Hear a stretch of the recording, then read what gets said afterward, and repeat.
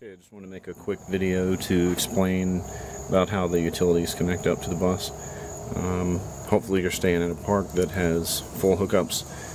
This is just a quick connect there for water coming into the bus. There, underneath of here, there's a sewage connection. It's a 3-inch pipe with like an easy quick connect also. So you don't have any leaks there, no messes while you're dealing with that.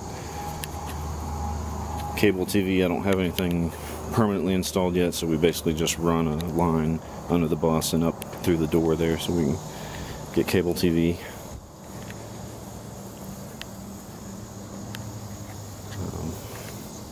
And on around here is where you would get your power. So the way it's set up right now has an auto transfer switch, which I'll show you in a second. This would be for a generator eventually to be installed on the bus, or like this if you're just using a garage style generator, so you can power things up. A lot of people do actually install a 50 amp plug at their house, but I don't have that right at the moment. This is where you would plug up at the campground, 240 volts, 50 amps, and this watertight box just to keep things nice and dry.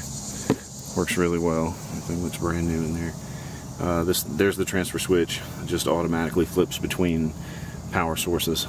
So if you come into the park running your generator, you just leave it running and go on and get this cable out and hook it up to the park, and it'll switch everything over instantly to the park, and then you can shut the generator off. And on the inside, power's never interrupted. This is an electrical management system.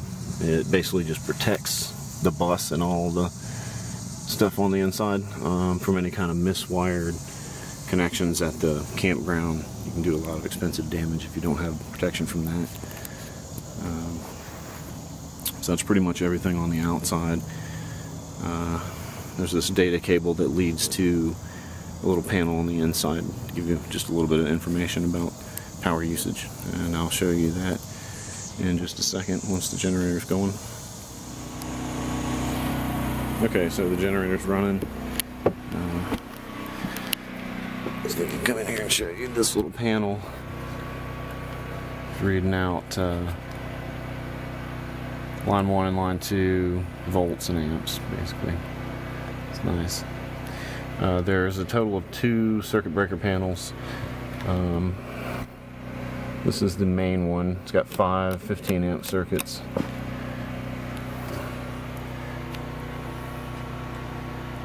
And it does have a nice ammeter there as well, because with 5 circuits you could potentially overload. You've got 50 amps at 120 volts there on this side, so you can kind of watch that and not pull any more than 45 or so, hopefully. The other circuit breakers on is actually under this seat right here.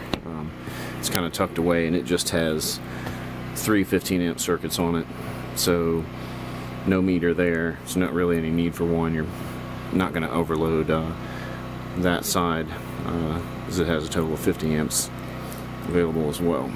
So once the power's on, you can obviously turn on some lights and actually see. I apologize for the poor quality of the video there at first, but that basically explains the power system.